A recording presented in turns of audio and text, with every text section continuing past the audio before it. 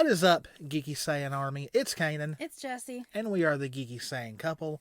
And welcome to episode 3 of our RWBY Fairytale Theories series. I need to think of some other way to pitch that, but yeah, that rhymes a little too well, and it's a kind of a tongue twister. She's lightning today. Anyway, so I did a poll on who would be the subject of episode 3. It was between Emerald and Aladdin, Nora and Thor, Cinder and Cinderella, and I believe Pyrrha and Achilles. And, in the first poll, Emerald and Nora tied. So I had to do a tiebreaker, and Nora won the tiebreaker. So this video may be a little shorter than the other ones because there is so little we still know about Nora's backstory that it's kind of hard to look at her upbringing and all that to really compare to other stories that regard Thor. All we know is that she was an orphan. That's really all we know. We were hoping that the first Winter Maiden was like her grandmother or something, because she kind of had the same style of hair. Yeah. And she was named Freya, which is a name based off of Norse mythology. That didn't happen. So That and didn't we about where Nora would originally been from? yeah, like I think there's like a lot of people who were like trying to find out where she was originally from to see if maybe it was related to Asgard or something maybe, but we still do not know to this day. But we can talk about it now because the episode's out. In Volume 8, Nora... Volume 8. What did I say? Wait, no, Volume 8, yeah. Yeah, I said Volume 8. You said... I thought you were going to say chapter. So. No, we ain't there yet. Well, really, since Volume 7... they've really been developing Nora's character a lot. Like, Nora got a little bit more development in Volume 4 with it dealing with her and Ren's past. But then she kind of took a back seat in 5 and 6. And, now in Volume 7, they started really beefing up her character. No pun intended. And some interesting things have happened this volume. And, just makes me wonder. It's kind of a theory I've got, and we'll see if it ever comes to fruition. And that's really what this video is going to be based off, is this theory that I have about the potential fate of Nora. So, as always, these are just our thoughts, our theories, not claiming they're true, not claiming they're fact. It's just for fun. If you have any other theories, please comment them. We'd love to hear from you guys. And as always, if you do enjoy the video, please hit that subscribe button, hit that notification bell, click that like button, because that like button helps a lot. Leave us a comment, share us around with your friends so we can keep on growing. We're inching closer and closer to 400 subscribers. Alright, so one thing that we definitely know about Nora is that her name is based around Norse mythology. Her last name is Valkyrie. And if you don't know, Valkyries were pretty much a host of female figures who choose those who die in battle and then those who live. And the ones that die in battle, they take them to the afterlife hall, Valhalla. If you've been playing Assassin's Creed Valhalla, you know all about that. And other interpretations of the Valkyries have been like an all-female order of warriors and all that. I believe Marvel did that. I fell in love with. Yeah, she's in love with Valkyrie from Ragnarok. And which we're not going to touch upon a lot of how Marvel shows Thor, because as much as I love the Thor movies. Yeah, they change a lot. Like in the Marvel Universe, Thor and Loki are brothers, where in the actual mythology, there's some interpretations where Loki is Thor's uncle, or that there's just no relation between the two at all. So one thing that we also definitely know about Nora is her semblance, which she is pretty much the goddess of thunder. And that was one of Thor's biggest abilities, is that He could command storms and rain and brought lightning and thunder. And that is Nora's semblance that she claims she unlocked by getting struck by lightning. Other things about Thor. Now, this one does not sound like Nora at all, so I doubt they used anything from this. That apparently Thor has a really big sexual appetite, and so he is also associated with fertility. And of course, he wields a warhammer and was thought to have red hair and a red beard. Nora has red hair. So it always, I always get a chuckle when I see fan art of people portraying Nora as Thor's daughter. And I'm just like, she is Thor, though. But I get what people are doing. I'm just like, but she is Thor in RWBY's world. Thor was also brave, powerful, righteous, which Nora's brave. She's definitely powerful. And here in recent volumes, she's become very righteous in a way. And starting in volume 7, they gave Nora more of a voice. She kind of stopped being a background character, and she's still technically a secondary protagonist. But I think, because in earlier volumes, Nora was kind of just comedic relief in a lot of ways. And then in volume 4, we got more of her story. Like I said, she took a back seat in 5 and 6, and then in volume 7, they have just really built her. So, as I always said, now this is interesting. In the old Saxon language, Thor means thunder. So that's where you get all that. And this really has nothing to do with Nora, but I always found this interesting, and there may be some people who don't know about this, but there was a day in the Roman calendar called Thor's Day. That is where Thursday comes from. I didn't even know that. Yes. It says in modern English this name survives as Thursday. So Thursday is named after Thor. So, it'd be funny if Nora was born on a Thursday. Yeah. That would be very, very... So Thor is said to be brave, strong, and fierce. He loved fighting and rarely passed on an opportunity to engage in it. That is definitely Nora. She literally jumps at the idea of getting to use, fight and use her hammer. Yeah. She giggles and laughs when they fight. And also, of course, her main weapon is a hammer. And in recent volumes, starting in volume 7, she got the upgrade to ride her weapon I can't really explain it, but she can ride around it. She can fly on it now. And that was the funniest thing, seeing that happen.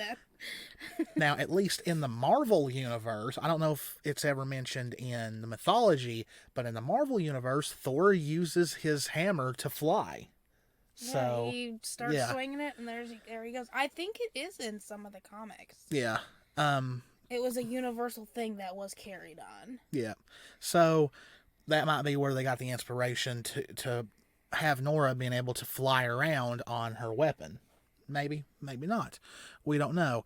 Now, it's really hard comparing Nora's family to, say, Thor's family, because we still don't know anything about Nora, so it's really hard to look at any origins or anything like that, or really any of Thor's adventures, because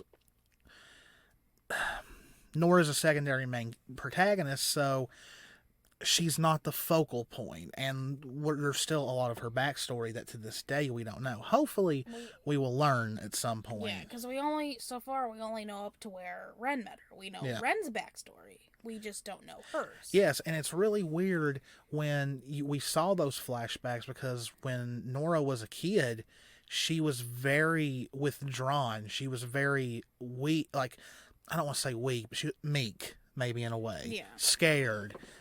She's nothing like the Nora that we know. So I wish RWBY would give us a little bit more backstory on Nora and show maybe what maybe it was Ren that gave her the strength to be that way. But maybe it was unlocking her semblance. Maybe that jolt of lightning, like, did something. I don't know. But it would really be interesting to see how Kid Nora that we saw in the flashbacks of Volume 4 became the current Nora. Now, apparently there is one funny story in Thor's mythology that he had to cross-dress. It says right here, and that would be interesting. I mean, and there's even a picture here of Thor getting dressed up in a dress and all that. So the cats are even watching. Yeah. So that would be interesting. I think Nora could pull it off. Now, what really I want to bring up is the serpent at Ragnarok. Now, for anyone who doesn't know, in Norse mythology, Ragnarok is pretty much the end of the world. And what it also is called is the fate of the gods. To me, that screams final battle for RWBY. Because what is the main thing going on here? Salem wants the relics. I kind of think in the end she does want revenge on the gods, on the two brothers. And we also know that once the relics are brought together, the two brothers are going to come back and pass judgment on the world. So they're like I said, we're only going based on Nora. This might be Ragnarok for Nora. Now, here's the interesting part. In the original mythology, Thor and I cannot pronounce this thing's name, but it's a serpent, do battle, and it's a serpent that Thor has fought many, many times. And Thor kills the serpent, but he would also get mortal wounds himself, and he would die from the serpent's poison. So now this theory that I have is very far-fetched. It might be too dark for RWBY, but in the recent episode, we've seen Nora use her semblance a couple of times. Like, really use it. Yeah, but in chapter 3, when she channeled the electricity from the high voltage panel. Yeah, it like did something to her that it's never done before. It caused scarring. Her hair stood up on end. It actually hurt her. It broke her aura, and she fell to the ground. And if you notice, the lightning becomes pink. Now, in the past, when she would use her semblance, would it always turn pink? You did see pink, and especially when it went under hammer. Okay, because in the opening... It's her color. I know, but it's strange because in the intro, when they close up on Nora's face, you see this pink lightning go in front of her face. And it's kind of snake-like. And I was thinking, what if her own lightning is the serpent, and her using her semblance like that and the way it scarred her, maybe it did something to her. And it may not have any negative effects as of right now, but it could later on down the road, because there is a condition in real life called sepsis, and it's usually confused for blood poisoning. And what this pretty much is it's pretty much the body's own deadly response to infection. Pretty much you get an infection and something goes wrong, and your blood pretty much gets the infection into it. And it can be caused from any kind of infection anywhere in the body.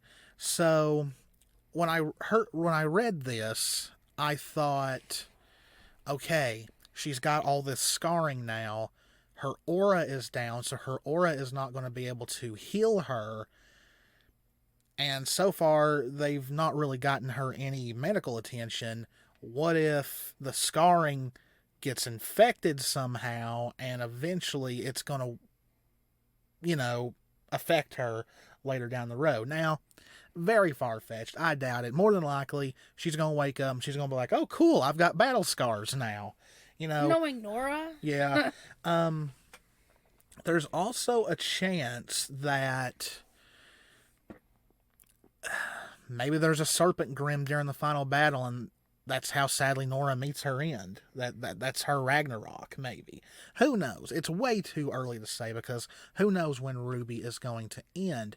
But I just feel like they wouldn't have focused on the pink lightning in the intro and gave her those scars, because in the episode they focused on them. They showed them forming and all that. And the fact that using her own semblance hurt her enough to break her aura and then incapacitate her, I just feel like to blow it all off with oh cool, battle scars seems, I don't know.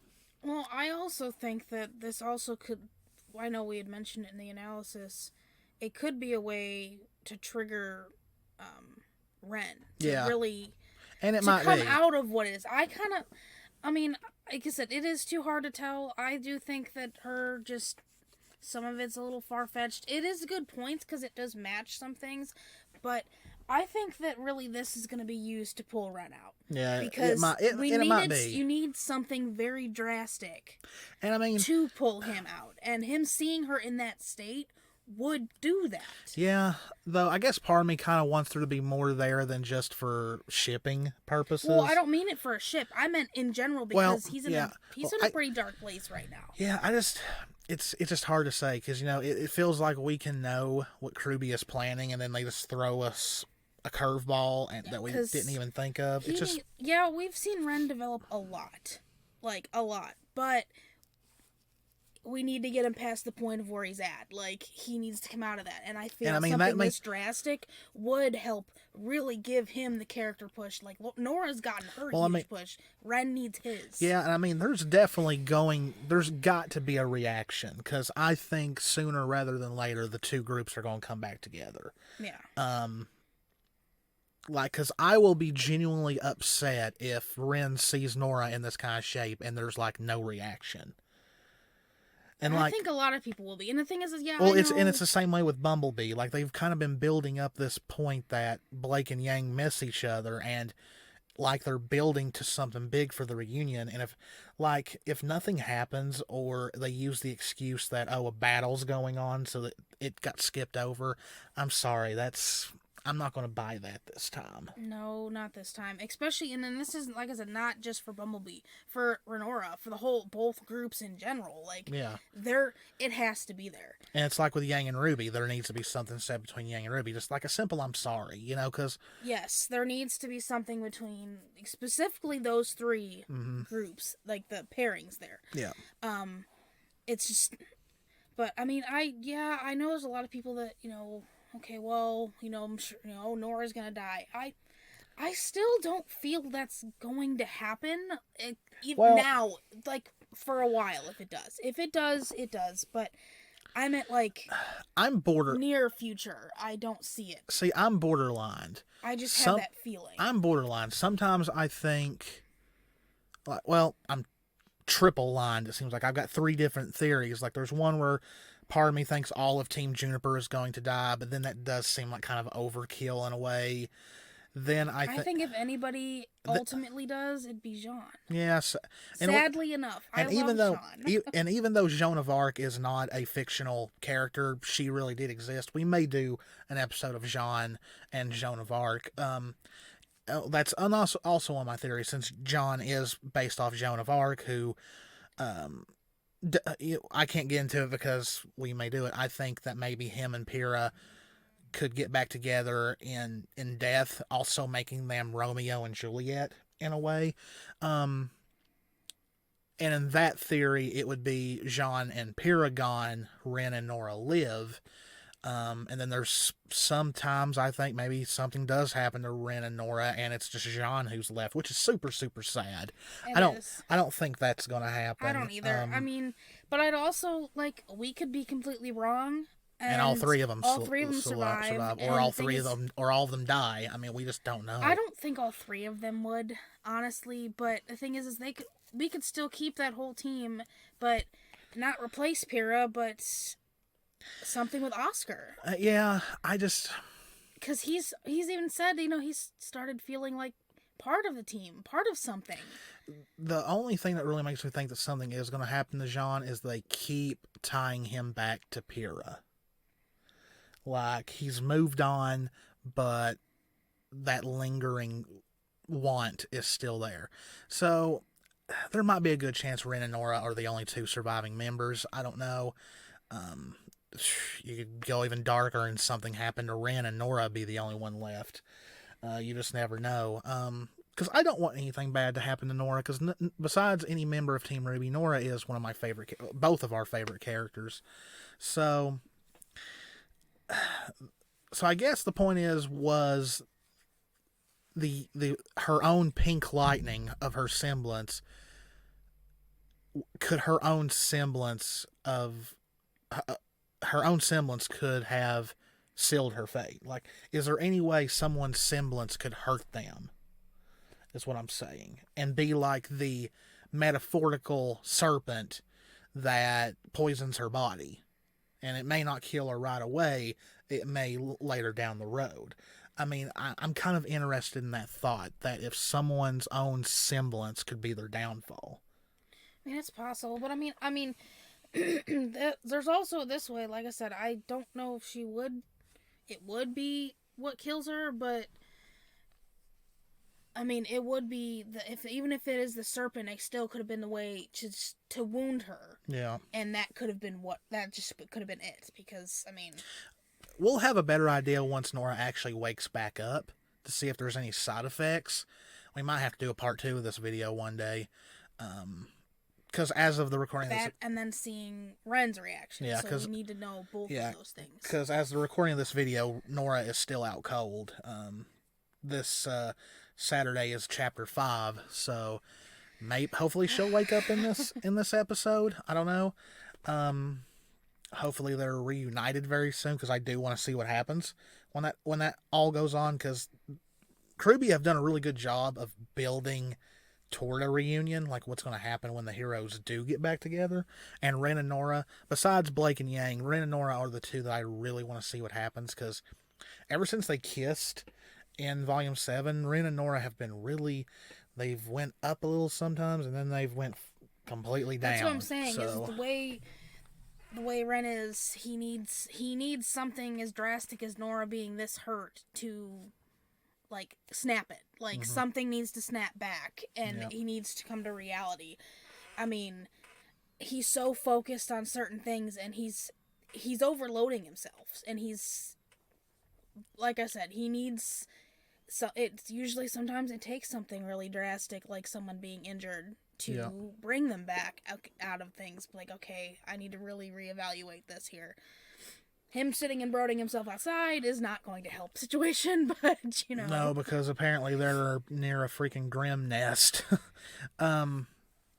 So, like I said at the beginning of the video, there's not really much else we can go off of, just because, like we said, Nora is just rude. Sorry. It's late. It's just hard, because if Nora was the main character, there'd be a lot more to go off of, but they've just not, like, we were hoping, since they started pushing her character a lot more, we'd get a tad bit more. And, like, yeah, Nora had that little moment of, venting to Blake and Weiss about how she felt like she wasn't herself, and I didn't find anything in here about Thor doubting himself. Thor definitely doubted himself in the Marvel universe, especially in the movies. So maybe that could be a mixture then. Yeah, maybe they are. And that's the same thing with all the other fairy tale theories that we've come up with. Like, it's a mixture of the original story plus like movie versions and stuff like that. Yes, because they do mix pretty well. And I just thought of something. There's a Juniper book coming out. Isn't there? There is. Maybe we'll get something with Nora's background there. Yeah. I'd love to see it, but I would be happy and okay if it was just in the books too. Kind of like Blake. Yeah. Some of the stuff we saw when they were apart. So maybe we'll get something like that, because I think that would really... that'd be something too. And plus, like, when she used her semblance in that episode, and Like, I made the joke in the reaction that she went Super Saiyan because her hair stood on end, but I believe her eyes glowed as well, and it kind of reminded me of Thor in Ragnarok when he would really use his lightning power and his eye